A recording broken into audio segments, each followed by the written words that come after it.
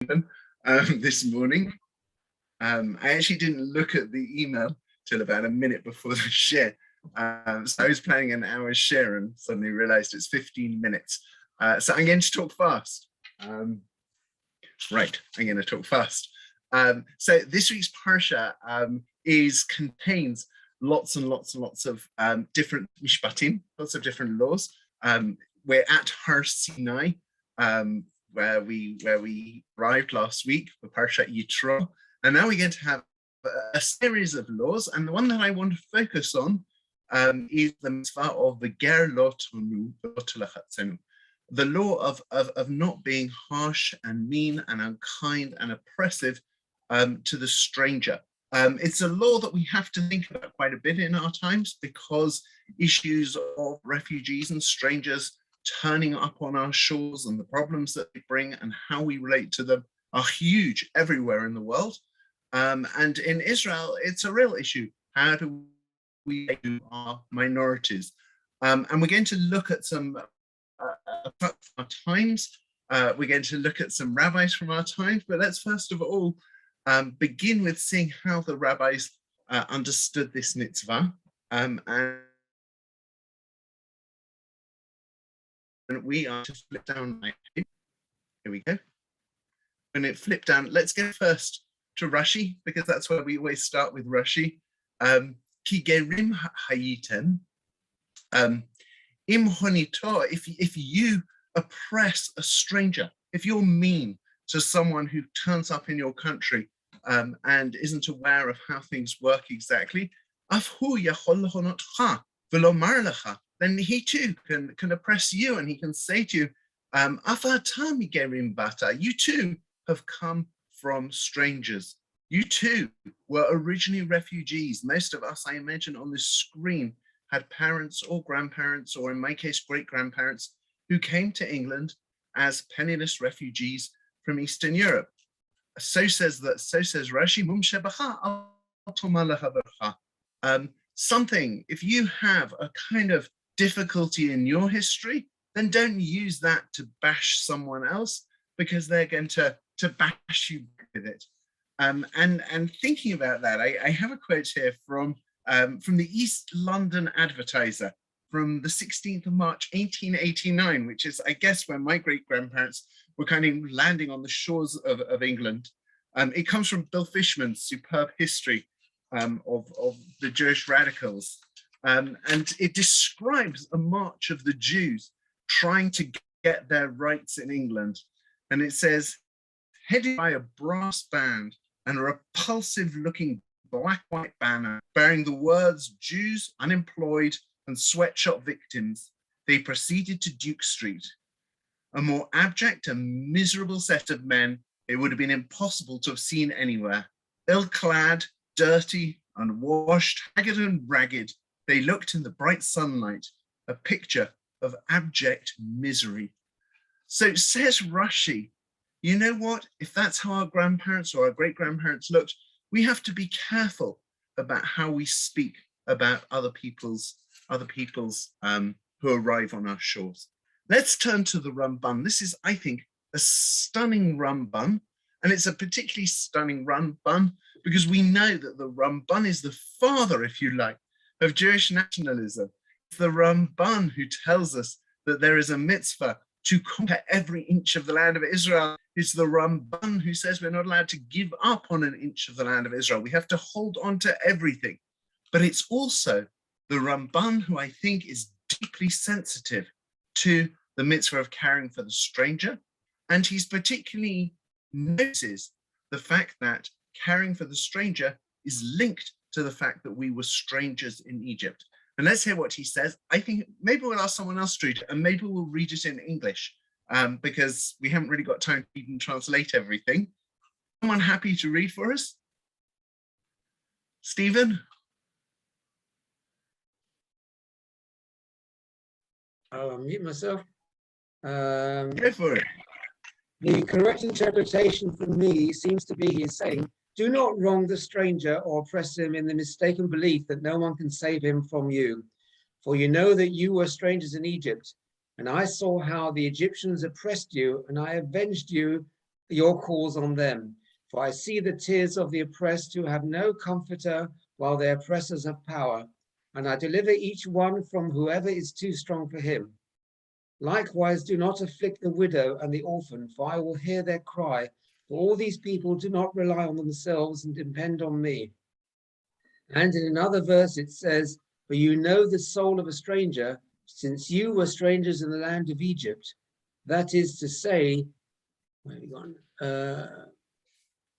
You know that every stranger, I lost the place now.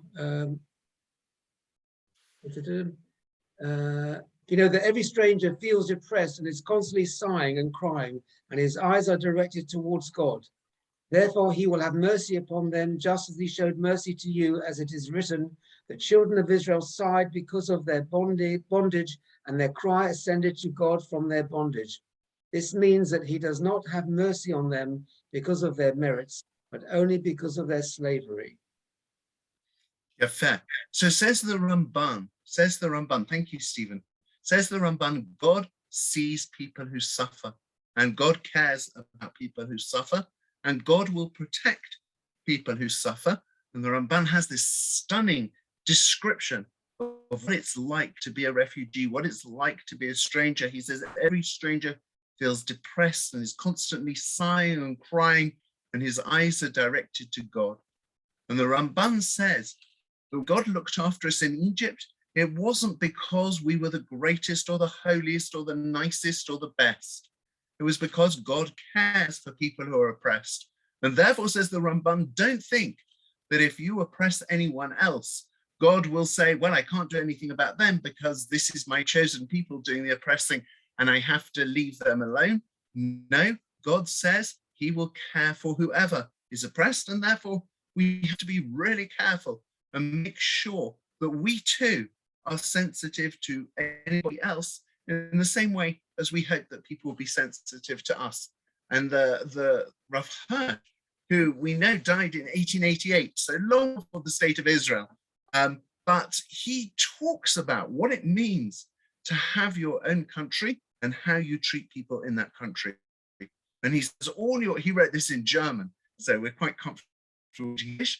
He said all your misfortunes in Egypt were caused by the fact that you were foreigners there, and as such, in the view of other nations, you had no right to land, honor, or existence, so that anyone could deal with you as he chose. Because you were aliens, you were outlawed in Egypt. This was the cause of enslavement and affliction. Therefore, we're warned to see it, that when we have a state of our own, we do not make the rights of any foreigner in our midst dependent upon anything other than the pure human quality inherent in every person.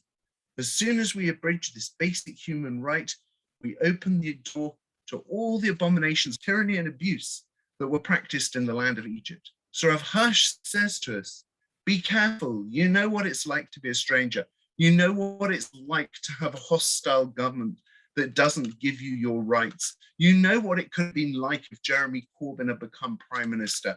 And so says Rav Hirsch, you equally have to be really careful to be loving and caring and supportive and sensitive to everybody around you. And that really was the psak that emerged when the state of Israel was created, because the question came before the chief rabbi, Rabbi Herzog, the grandfather, I think, of our current president in Israel, and previously the chief rabbi of Ireland.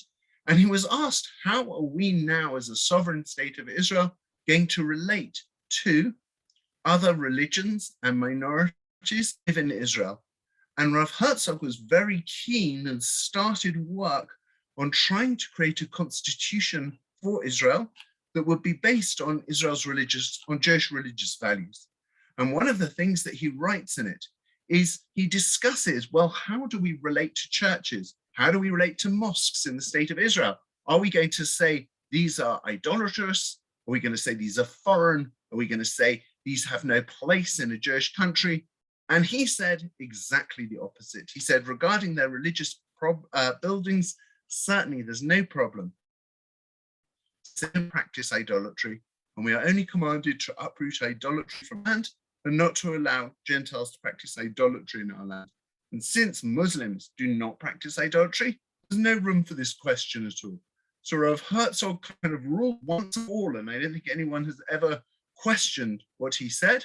Rav Herzog made a clear ruling that Israel will be a country and remains a country with freedom of worship, and where everybody is entitled to go to their own places of worship. And I just wanted to show you one more perspective on this, which is the perspective of Rav Amital. I'm actually writing my doctorate about how religious Zionist rabbis relate to minorities in the country, and how they engage in trying to talk about peace to Palestinians who are Christians and Muslims.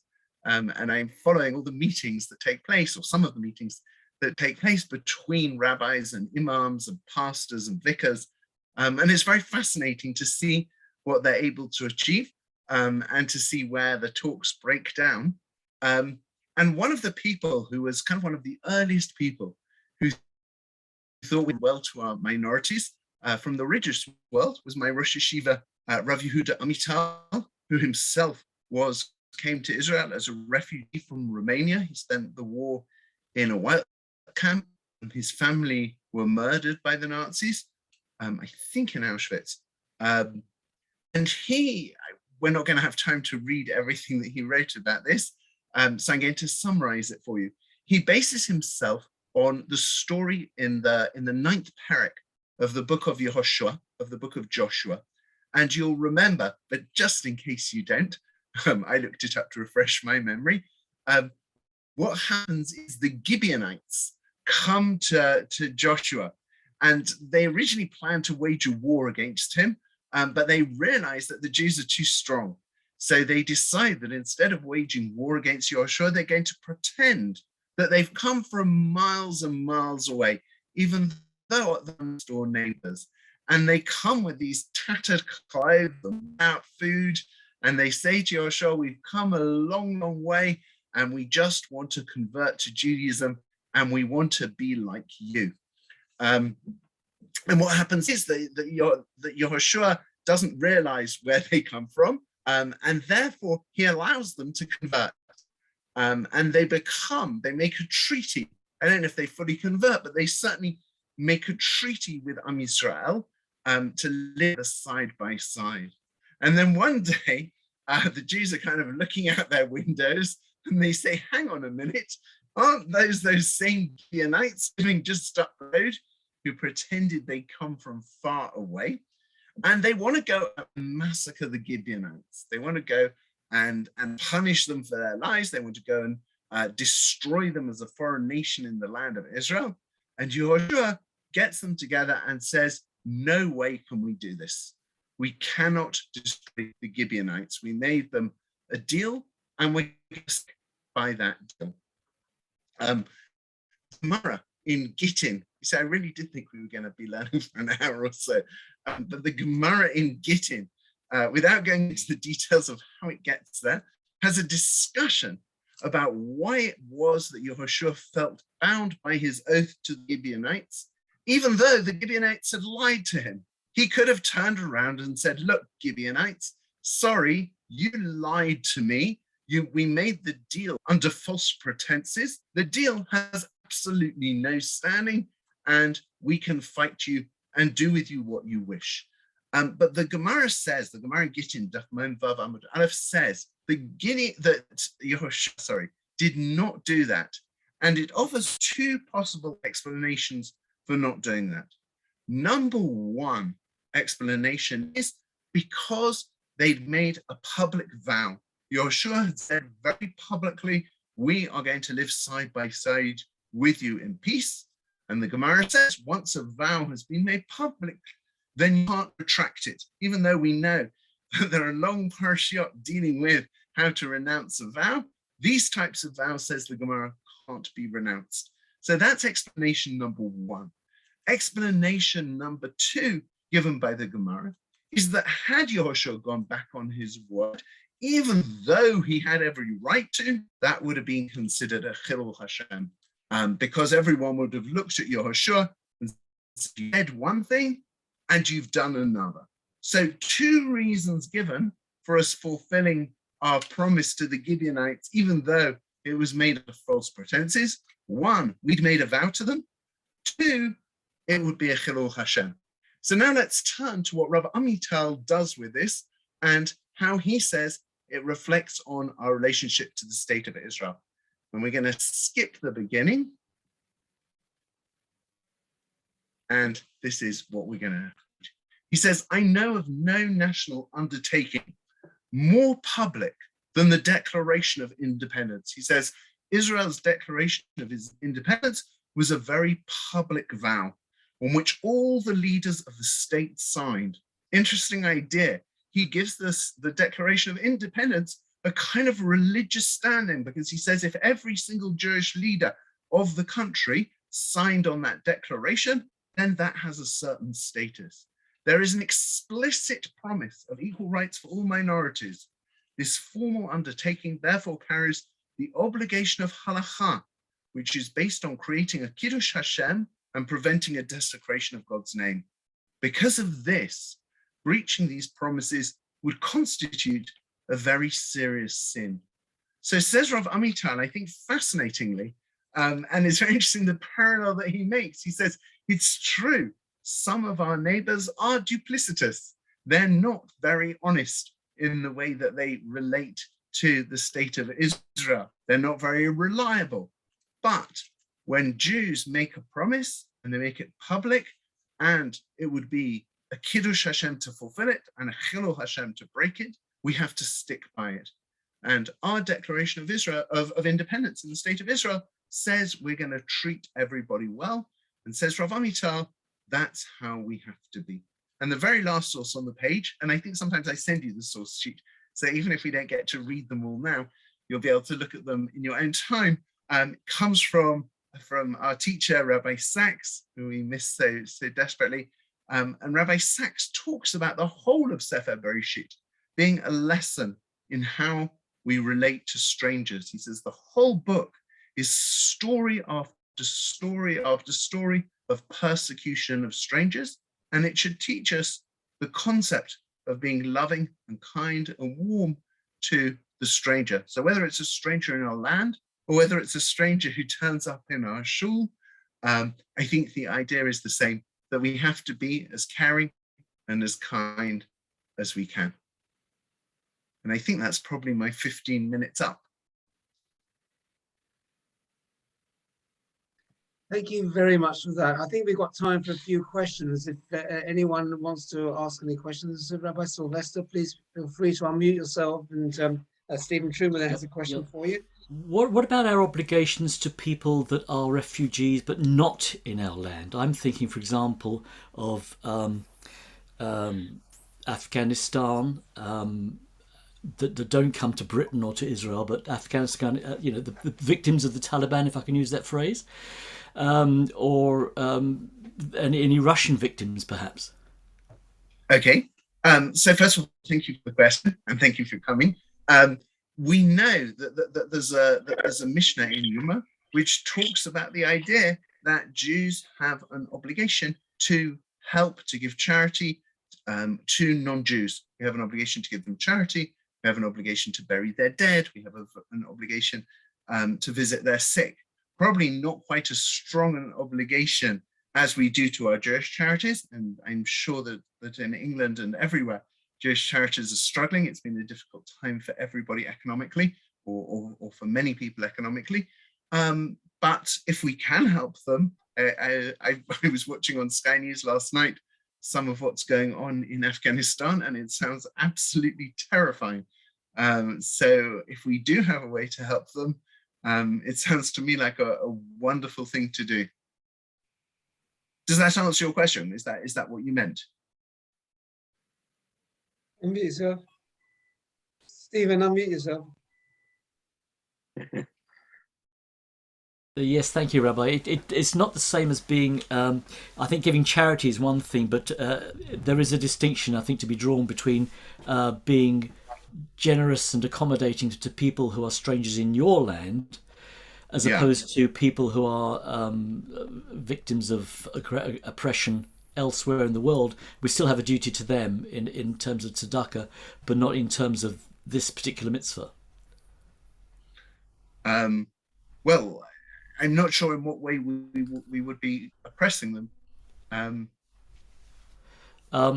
Well, exactly. I mean, we wouldn't be see, the mitzvah we're discussing here is about the oppression of people who are strangers in your land. Yeah, What I'm saying is that there are victims of oppression all over the world. Do we not have right. a duty to reach out to them, to send emissaries, to provide succor, I mean, Israel does this quite a lot. You know, whenever there's a Right. problem, we'll get it. We'll step up to the plate or Israel will step up to the plate to preserve other people in other lands. You know. Absolutely. Israel has a magnificent record on this. England does enormous amounts, or has done until recently, had a huge overseas budget Yeah. for aid. I But think we they in cut Britain, it a bit recently. we cut our foreign aid Yes, budget, don't we? yes. So let's not talk about it too much. But I think the concept, and we also didn't have, I'm not sure that the world did brilliant in terms of Afghanistan either. But at least not from the pictures they showed on our news here. But yeah, I mean, it's dangerous, it's hard, it's difficult. But clearly, whatever we could do, if anyone's in a position to help and support, then to me, it makes an enormous amount of sense. Any other comments there? Someone else wants to say something? Or, Yes, I have a question. Sure. Yes. Rav Herzog said that there was no problem with churches and mosques being established in Israel because they're not considered to be idolatry. For example, what would happen if a group of Hindus wanted to settle in Israel for business reasons, and they wanted a temple? What we would be with the problem with that? Because it is really a Avodah Zarah. So first of all, just to wind back and make your question more difficult, there have been huge numbers. I think almost everyone agrees, with possibly the exception of Rav Oldenburg. Islam is very straightforward. Everyone agrees Islam is not Avodah Zarah. Catholicism has been a huge debate among the rabbis. And it's not straightforward to say that it's not Avodah Zarah. The statues in churches, the concept of the Trinity, which in some sense, no one's ever managed to really explain it to me, though I have asked and read.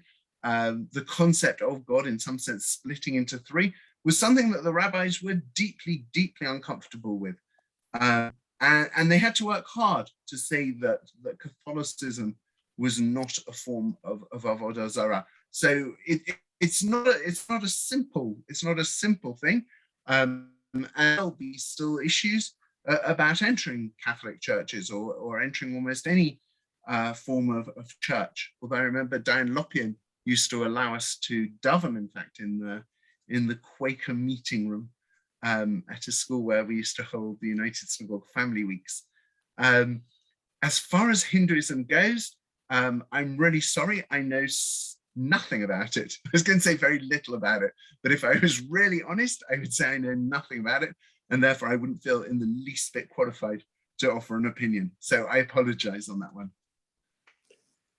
okay, that's Stephen, Yeah, can you hear me? yeah. There's the Baha'i in Haifa, which is totally Avodah Zarah, and which Al Roth told us we can't go into, but they're beautiful people, they're very peaceful, but it's totally Avodah Zarah, and it's a beautiful setting in Haifa from the start. So, Hang on, so sorry, I add another thing, which is that there are poskim with very strong basis who say there is no such thing as Avodah Zarah today.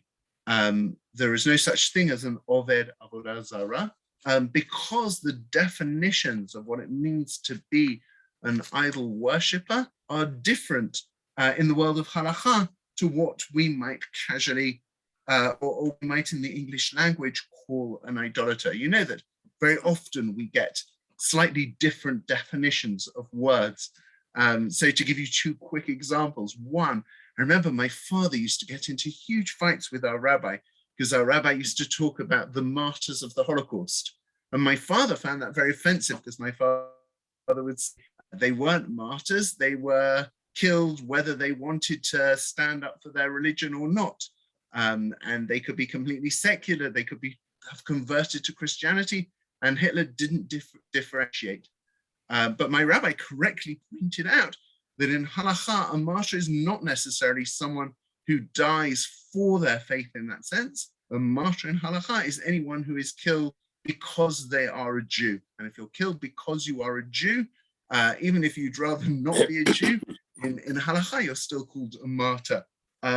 Likewise, the definition of suicide in halakha is much stricter, or less strict perhaps, than it is in modern parlance. When we talk about someone committing suicide, that's anyone who's taken their own life. In halakha, suicide is hama'abed et atzmo ledat.